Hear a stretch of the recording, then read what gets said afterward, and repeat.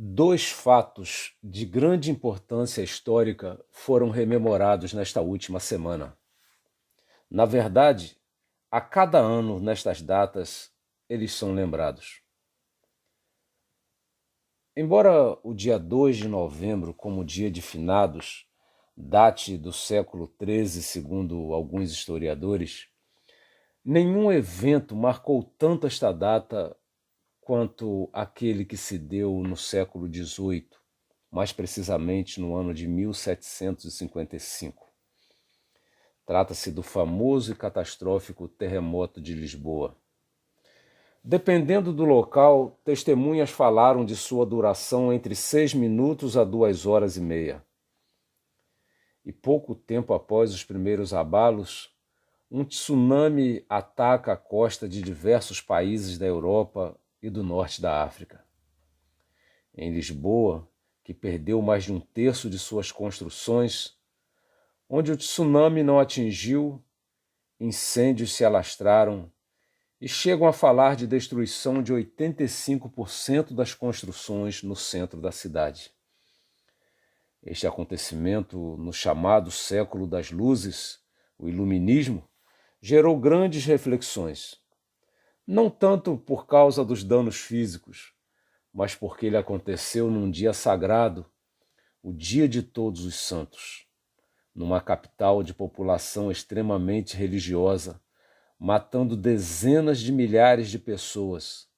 Relatos variam entre 30 a 80 mil mortos, afora os que morreram em outras localidades.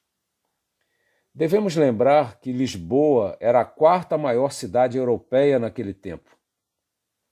O dia seguinte ao Dia de Todos os Santos foi o dia do sepultamento da maioria das vítimas, conhecido como Dia dos Finados, um dos dias mais tristes da história humana.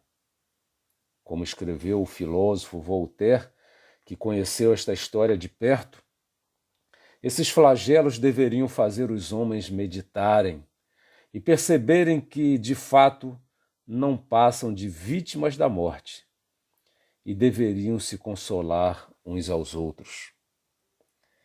Esse terremoto não abalou apenas o mundo físico, abalou a confiança, abalou a esperança, mexeu com as expectativas das pessoas sobre sua importância. O próprio Voltaire ficou tão impressionado que ele não era mais o mesmo depois desse acontecimento. Para se ter ideia, ele o descreveu em 2 de seus livros e ainda escreveu um poema sobre ele. Sismólogos modernos, a partir dos dados registrados à época, calculam que esse terremoto tem atingido entre 8,7 a 9 graus na escala Richter. E por falar em abalo sísmico, outro acontecimento que rememoramos nesta semana foi também um grande terremoto. Um terremoto diferente, mas de poder muito elevado. Aconteceu em 31 de outubro. Esse 31 de outubro nos remete àquele do ano de 1517. Nesta data, dá-se o memorável fato que marcou de modo acentuado o início da Reforma Protestante. Todo estudioso da história sabe que a Reforma já havia se iniciado através de tentativas aqui e ali, mas quando Lutero, naquela data, afixou as 95 teses que visavam reformar o modo como a Igreja atuava, ele abriu uma fenda que nunca mais se fechou. Lutero foi excomungado, foi julgado, foi condenado. E não fosse o salvo-conduto assinado por Carlos V, o imperador do Sacro Império Romano Germânico, ele não sairia vivo da memorável Dieta de Worms. Temendo por sua morte, amigos o sequestraram para que não acabasse na fogueira. Interessante é que, 4 anos antes de Martinho Lutero afixar as 95 teses na Catedral de Wittenberg, portanto, em 1513, o filósofo Nicolau Maquiavel escreveu sua obra O Príncipe, onde ousou também inaugurar algo igualmente polêmico. Quando sua obra foi publicada póstumamente em 1532, a princípio parecia apenas reproduzir o humanismo renascentista para o qual o mundo já parecia estar amadurecido. Mas cerca de 20 anos depois, principalmente por causa da reação aos abalos provocados por Lutero, a obra de Maquiavel ganha outra notoriedade, avessa, diabólica, e fez fervilhar o mundo político-religioso de então. E como no caso de Lutero, parece que os abalos ainda podem ser sentidos até os dias atuais. O que se vê é que, não fosse a reforma ter ameaçado o poder político da Igreja, a teoria de Maquiavel não se teria tornado tão ameaçadora. Como ocorreu com as obras de Lutero, as de Maquiavel também foram condenadas à fogueira, entraram no índex dos livros proibidos. Estamos, então, na pista da convergência entre esses dois autores. Mais que autores de livros, autores de novos ares, de novos olhares, novas atitudes, novos homens, de uma nova história. O ponto de convergência é que ambos defendiam a separação entre o poder político temporal e o poder religioso, entre o poder do Estado, do governante civil e o poder eclesiástico do clero. Em nenhum povo até então alguém já havia ousado requerer tal coisa. Imperava sempre a convicção de que a estabilidade de um povo dependia de haver um só rei, uma só lei e uma só fé. E estas coisas deveriam atuar numa unidade. O rei, a lei e a fé eram faces de um mesmo governante. As duas atitudes, de Nicolau Maquiavel e de Martinho Lutero, provocaram tal abalo na relação de forças das potências políticas, econômicas, ideológicas e religiosas, que podemos dizer que o céu e a terra da humanidade sofreram uma grande movimentação. As placas tectônicas se moveram com tal magnitude de força que o mundo nunca mais foi o mesmo. Foi como se a Pangeia estivesse sendo desfeita. A unidade do mundo nunca mais se reconquistou. Naquele tsunami provocado por Lutero, muitas foram as dissidências religiosas. E na esteira da oportunidade também houve dissidências políticas.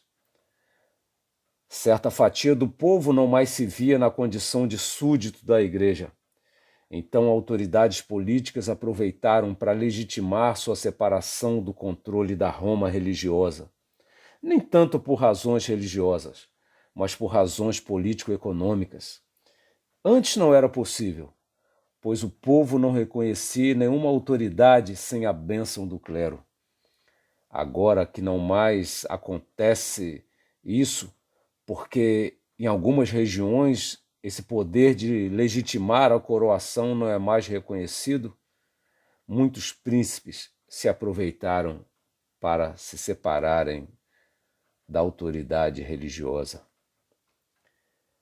Mas seria de esperar que, uma vez rompida a interdependência político-religiosa, os governantes, então, que se separassem, apoiassem as obras de Lutero e de Maquiavel.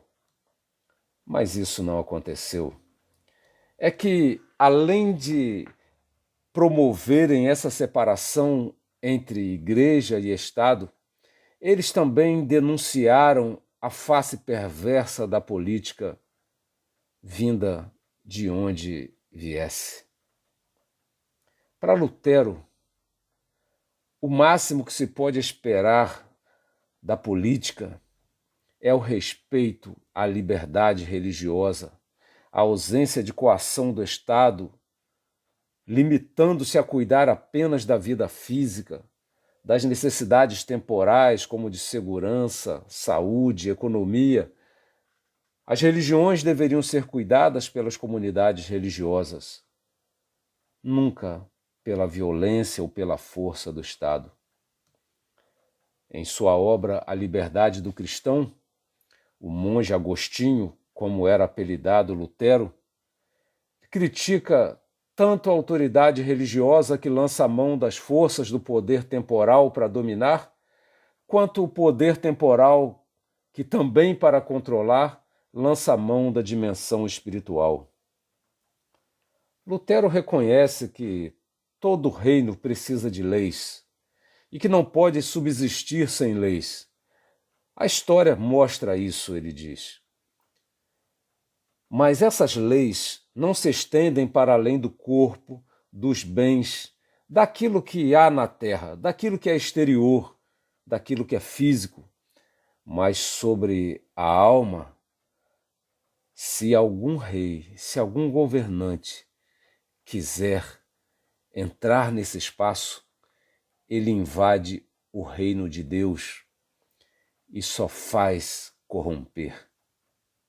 E Maquiavel explica as razões por que ele defende essa ideia. É que ninguém pode julgar, ninguém pode bem decidir sobre algo que ele não estiver em condição de ver, de conhecer. Por isso, emitir qualquer sentença sobre o desconhecido é uma ousadia que não tem cabimento. Então, Lutero pergunta: que espécie de juiz seria aquele que pretendesse julgar como cego em negócio que ele próprio não vê nem entende? Como pode um homem ver, conhecer, avaliar os corações? Isso é reservado apenas a Deus. Lutero faz referência a um princípio do direito que se expressa em latim como de occultis non judicati, que quer dizer não se julga em coisas secretas, coisas que não se pode conhecer. Como julgar aquilo que está oculto ao juiz? É muita audácia julgar o que não se sabe. Obrigar as pessoas a uma atitude, ele também comenta, vai provocar apenas uma conformação exterior, mas os corações não podem ser obrigados. Quando se quer obrigar os corações e pedem às pessoas para confessarem o que elas sentem, na verdade, elas costumam falar o que não sentem de fato. Então, esse modo de forçar causa ainda um outro mal, o mal da mentira. Martinho Lutero lembra muito bem que as chamadas autoridades religiosas não devem querer governar como fazem os governos temporais, pela chantagem, pela ameaça e pela força, nem desejar viver como eles vivem. A questão interior se governa pela palavra que convence, e ele frisa a palavra de Deus que penetra no íntimo da alma com a espada, mas não pela espada física. E se a espada espiritual não for suficiente, nem assim, ele adverte, se deve recorrer à força física. Se houver heresia, ela deve ser tratada espiritualmente. Não se pode derrotá-la com ferro. Ele evoca a fala de Cristo: dai a César o que é de César e a Deus o que é de Deus. E quando ele faz a pergunta do que seria então a liderança religiosa, ele mesmo responde: Não se trata de um poder, mas se trata de um serviço. Não devem impor nada. Seu governo consiste unicamente em difundir a palavra de Deus, guiando os cristãos sem coação. E Maquiavel? Muito diferente de Lutero, que foi forjado nos mosteiros, num tipo de ambiente controlado até nos mínimos gestos, como eram, Maquiavel vem de um ambiente em ebulição dos corredores da política, dos bastidores do poder, como se diz. Parece que enquanto Lutero podia perceber o mal porque conhecia o bem, Maquiavel podia reconhecer o bem porque ele conhecia o mal. E para trazer isso para dentro de nosso assunto, Maquiavel enxerga os males da mistura entre o poder religioso e o poder temporal do Estado, porque ele reconhece sua identidade, ele viveu dentro dele. No seu livro O Príncipe, Maquiavel escreve que um governo que tem base no aparato religioso para se sustentar, sustenta-se de fato pela rotina da religião. Essa é a expressão que ele usa. Essa rotina é o seu ritual, o seu rito, o seu simbolismo, com suas representações que garantem a permanência do governante, ainda que o governante não seja competente, ainda que haja de má fé. Os governantes sustentados pelo poder religioso não são sustentados pela sua capacidade administrativa, mas sim por um poder além deles que lhes legitima, independente de sua atuação, se ela é adequada ou não. Esse tipo de governo acaba se relaxando pela garantia espiritual que domina os súditos. Há uma chantagem espiritual que lhe faz se sentir estável no poder. Costuma mesmo nem se preocupar com o povo, não o defende, não o governa de fato. Não sente necessidade. A sua estabilidade vem de outra razão, do controle religioso. Maquiavel diz que, apesar de tudo isso, apesar de todo fracasso que o governante pode ser, não lhes tiram do poder. Os súditos, Maquiavel diz, não conseguem se livrar desse mau governo, pois temem o poder que parece lhes garantir ali. Era por isso que a miséria era algo tão comum em reinos e principados com essas características, mesmo que eles tivessem muito potencial. Era miséria consentida. E como creio que Lutero e Maquiavel foram suficientemente convincentes ao defenderem a separação entre igreja e Estado, defender esse retorno é mais que um retorno, é um retrocesso do qual devemos fugir. E se recusamos esta opção, o que abrange também esses religiosismos artificiais engendrados para dominar sobre os menos atentos, estamos a defender uma sociedade sem esse poder de atração tão eficaz para controlar a massa. Estamos, portanto, exigindo racionalidade, transparência, eficiência e resultado. E, acima de tudo, estamos exigindo liberdade.